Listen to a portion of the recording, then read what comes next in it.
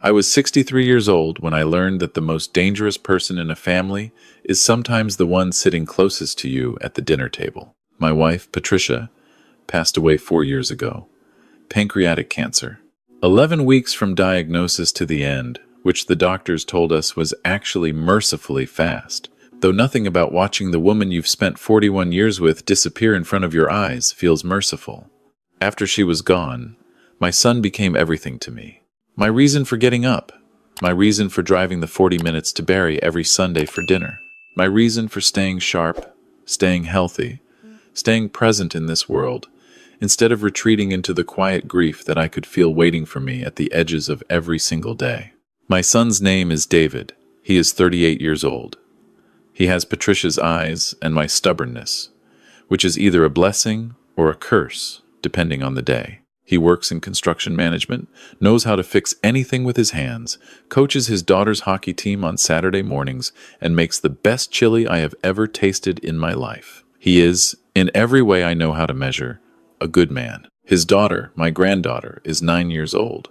Her name is Lily. She has a gap between her front teeth that she refuses to be embarrassed about, and she collects rocks, not precious stones, not crystals, just rocks. Plain, interesting rocks she finds on trails and roadsides and riverbanks, each one with a story she has invented for it. She keeps them in a shoebox under her bed, and she will show them to anyone willing to sit still long enough to listen. I am always willing. David met his wife, Sandra, 7 years ago at a work function in Toronto. She was in real estate, sharp, polished, always put together in a way that made you feel slightly underdressed no matter what you were wearing. Patricia never quite warmed to her, and Patricia had excellent instincts about people. I told myself it was just the protective instinct of a mother who would never think any woman was quite good enough for her son. I told myself that a lot. The first sign that something was wrong came on a Sunday in late October. David looked tired in a way that went beyond tired, pale around the mouth, moving carefully, like a man conscious of his own weight. I asked him if he was feeling all right, and he laughed it off. Said he had been pushing hard on a project in Innisfil, not sleeping enough, probably coming down with something. I believed him because I wanted to.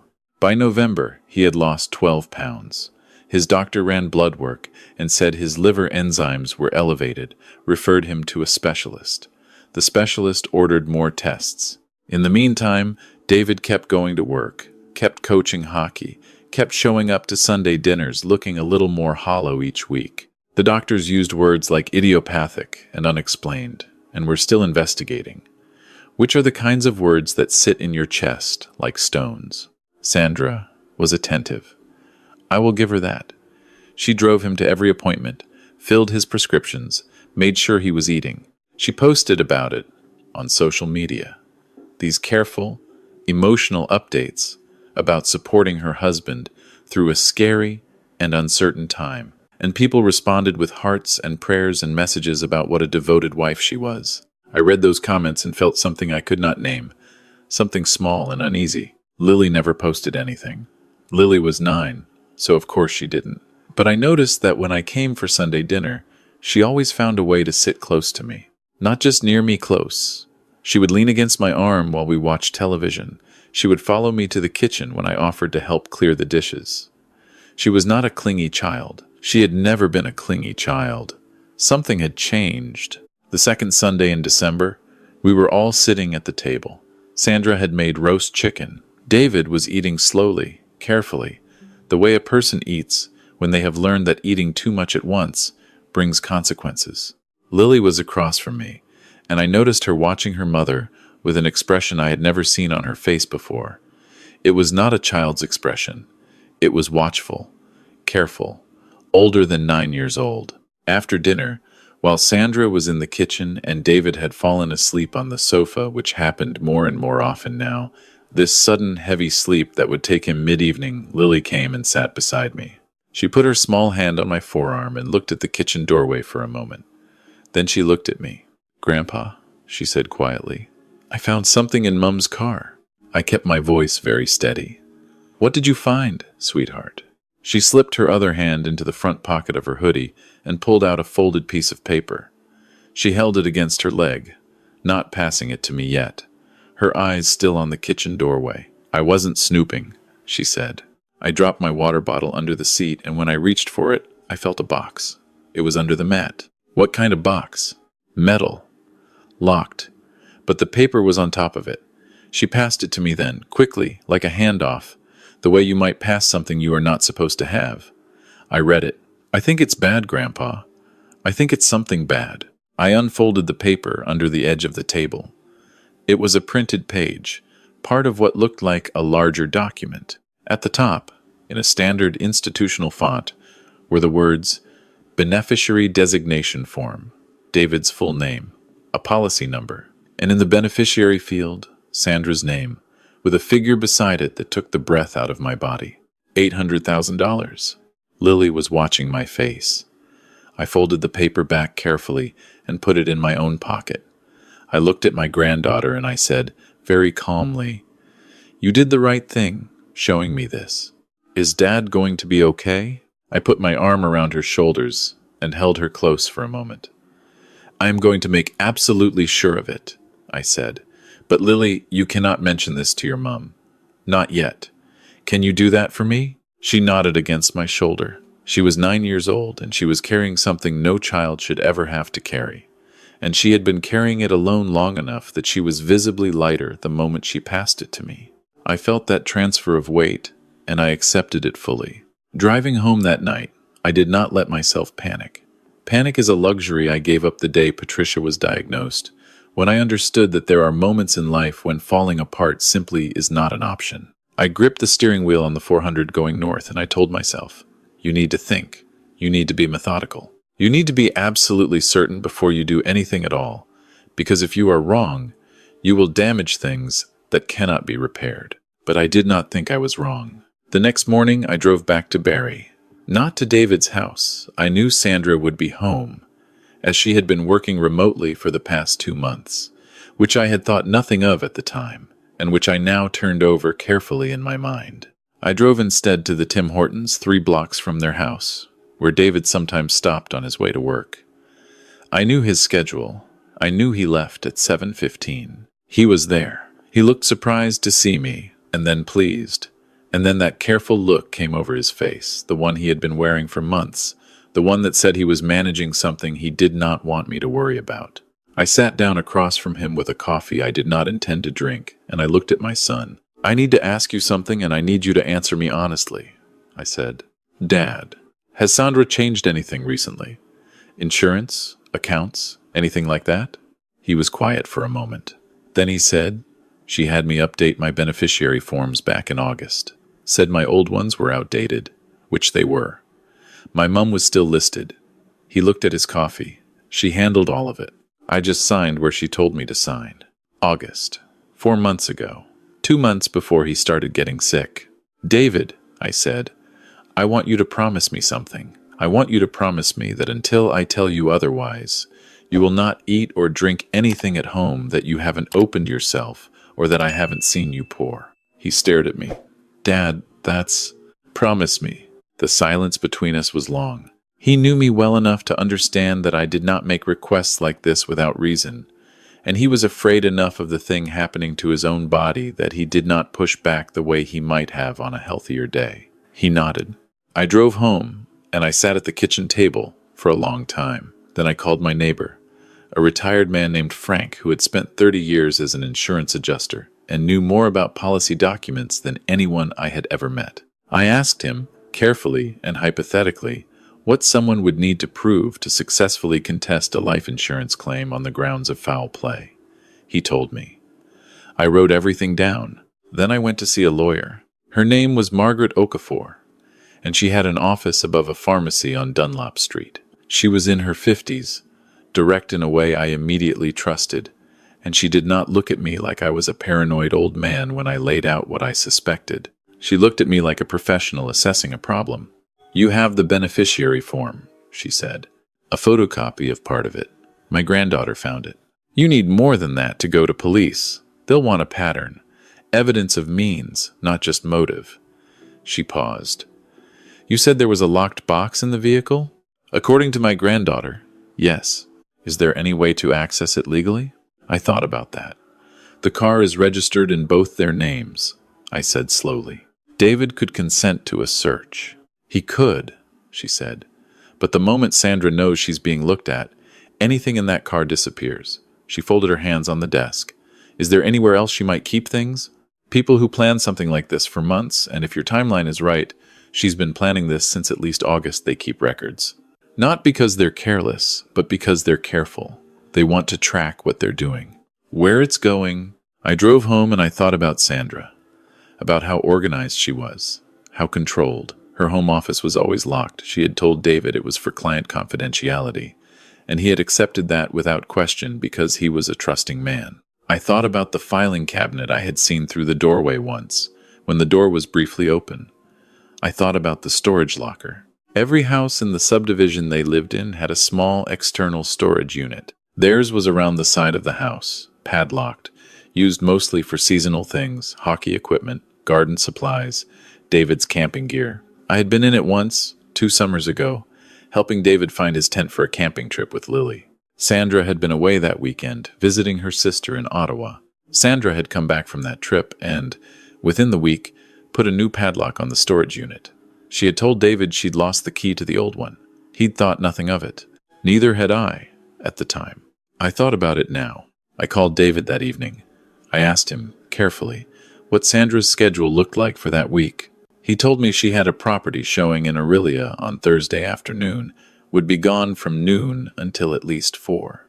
I told him I wanted to come by Wednesday evening to have dinner with Lily and check in on him. He said, of course.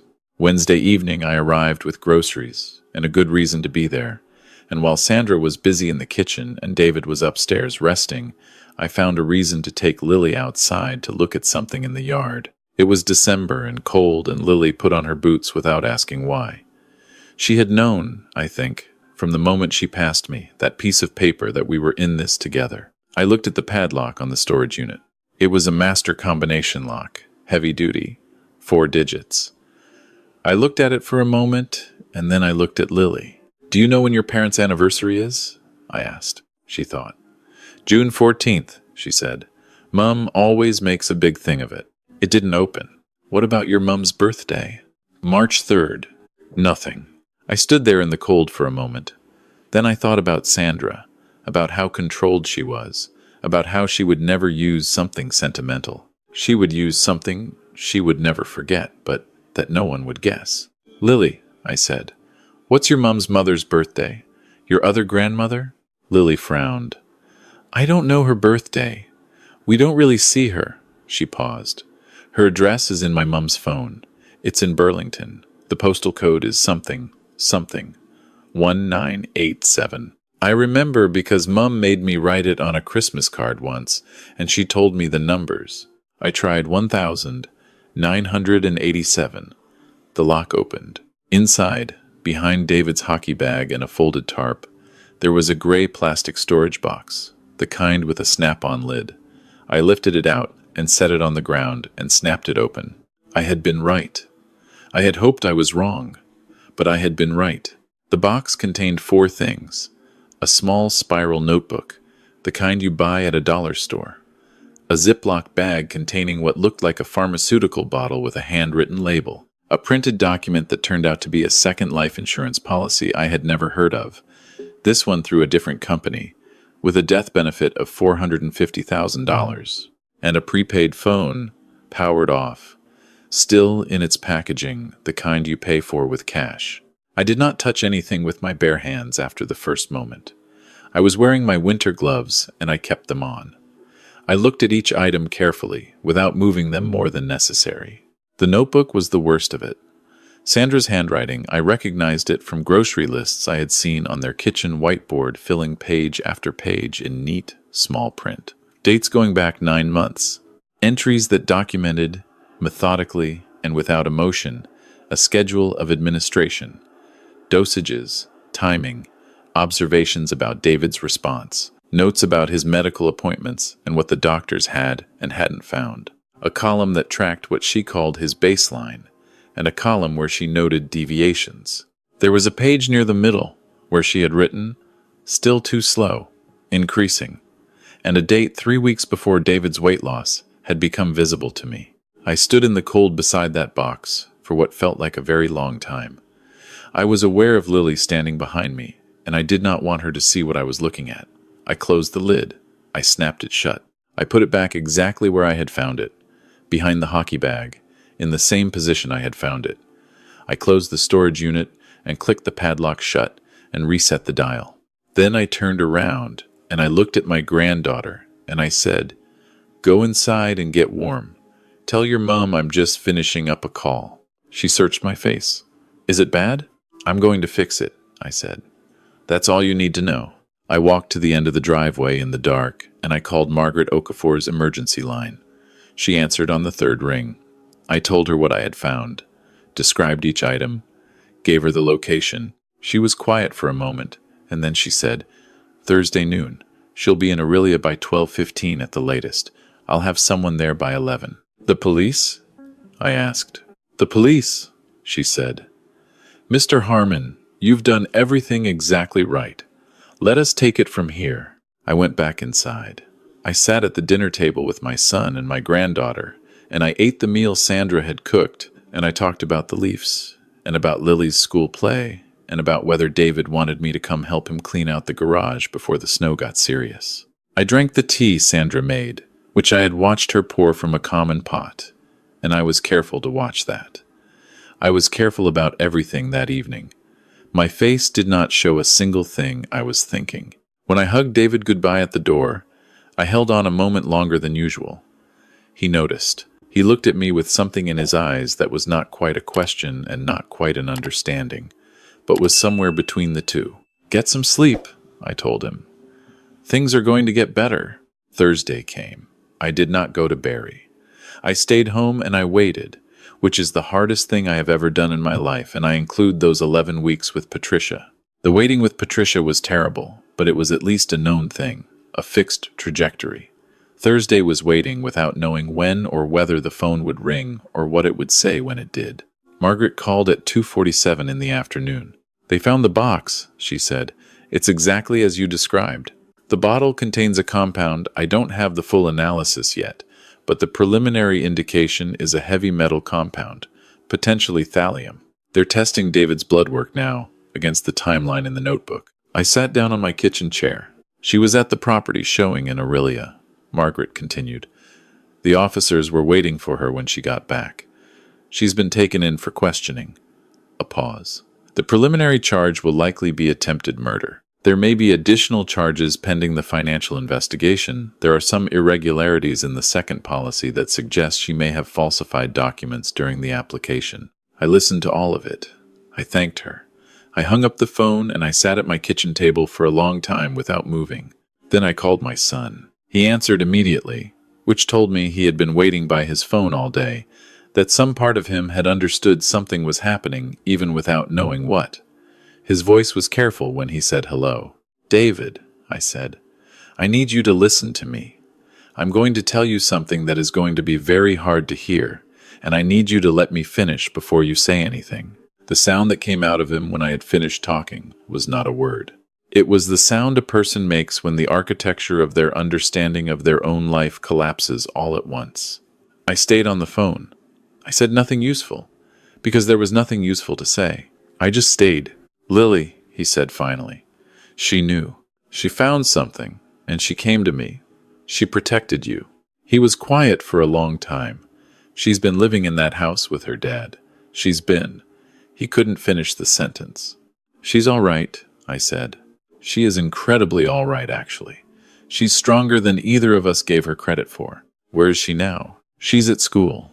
I've already spoken to the principal's office. There's an officer there as a precaution.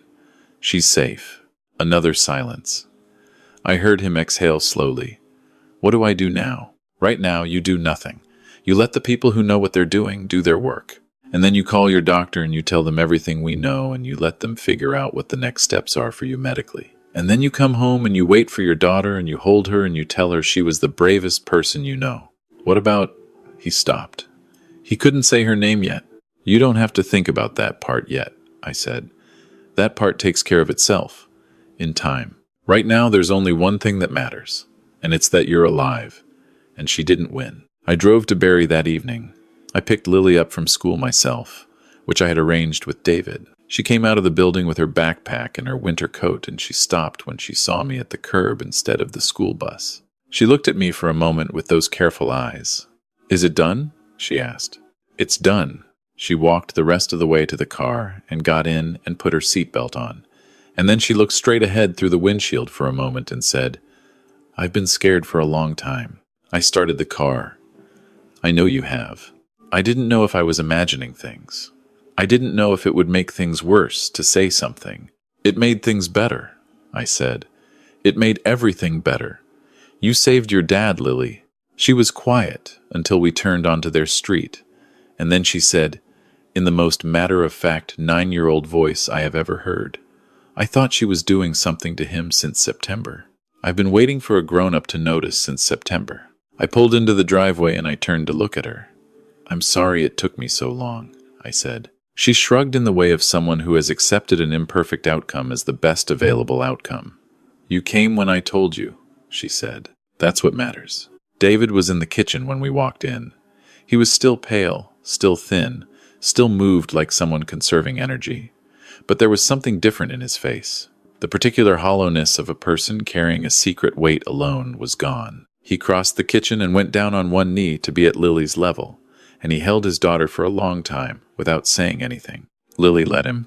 She patted him on the back once, twice, the way a child pats a parent when the parent is the one who needs reassurance. I turned away and looked out the kitchen window at the backyard in the dark. The following weeks were difficult in the complicated, procedural way that justice systems are difficult. There were statements to give, lawyers to coordinate with, medical consultations to attend. David's doctors, now armed with the timeline from the notebook, adjusted their approach and began treating him for what turned out to be chronic, low-level thallium poisoning. Slow enough not to trigger standard testing, sustained enough to destroy him by degrees. His recovery was not fast, but it was certain. By February, he had put back most of the weight.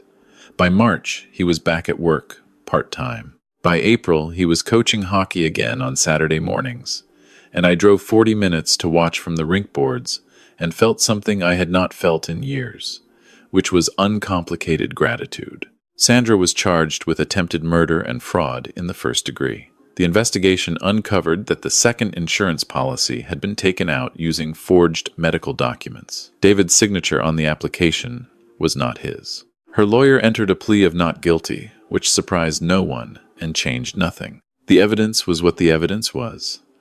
A notebook in her handwriting, a substance in a bottle with her fingerprints on it, a financial trail that investigators described in court documents as meticulous. She had been meticulous. She had been meticulous about everything except the one thing she had not been able to plan for, which was a 9-year-old girl who dropped her water bottle under the passenger seat of a car. There is something I want to say about that, because I have had a long time to think about it. Sandra was not impulsive. This was not a crime of passion or desperation. She had spent months planning, months executing, months watching her husband slowly deteriorate and telling the world what a devoted wife she was. She was organized. She was intelligent. She had, by every available measure, thought of everything, except that she had not thought about what her daughter could see. Children see things adults have learned to look away from. They do not yet have the social training that tells them certain things are not their business. Certain suspicions are impolite. Certain anxieties should be kept to themselves. Lily watched her mother for months with the clear, unfiltered eyes of a child who did not yet know she was supposed to pretend not to notice. And she noticed everything. She noticed that her mother was unusually calm during her father's illness, in a way that was different from Patricia's calm during her own illness. The quiet, sad, fighting calm of a person facing something real. Sandra's calm was a different kind. Lily could not have articulated the difference at 9 years old, but she felt it. She noticed that her father's symptoms were worse on days when her mother had made his meals, and better on days, rare as they were, when he had eaten out or when someone else had cooked. She noticed the way her mother's face sometimes changed when she thought no one was watching. an expression that came and went too quickly for an adult to catch, but not quickly enough to get past Lily. She noticed the box under the car mat because she dropped her water bottle, which is to say she noticed it partly by accident. The way important things sometimes arrive not because you were looking for them, but because you happen to be in the right position at the right moment with your eyes open. I think about all of this when people ask me what I want them to take from what happened. And people do ask, more than you might expect. Neighbors, friends of friends, my own doctor, who heard the story through the particular osmosis of small city information and asked me about it with the careful interest of someone who sees human nature in its rawest forms on a regular basis. What I tell them is this: listen to the children, not just when they speak directly, though that matters. The courage it takes for a child to hand an adult a piece of paper and say, "I think something is wrong," is not a small thing, and it should not be received as a small thing. But also listen to the ways they behave before they find the words. The way Lily attached herself to me at every Sunday dinner for months before she said a single word. The way she watched the kitchen doorway. The way she positioned herself near me as though I were the safe side of a room. Children cannot always name what they know, but they know it. And sometimes, if you are paying attention, they will find a way to tell you. My son is 38 years old, and he is alive. He coaches hockey on Saturday mornings. He makes chili that I will maintain, without qualification, is the best chili I have ever tasted in my life. He has full custody of his daughter, which was never in question, and he is raising her in a house that is quieter than it used to be, and more honest.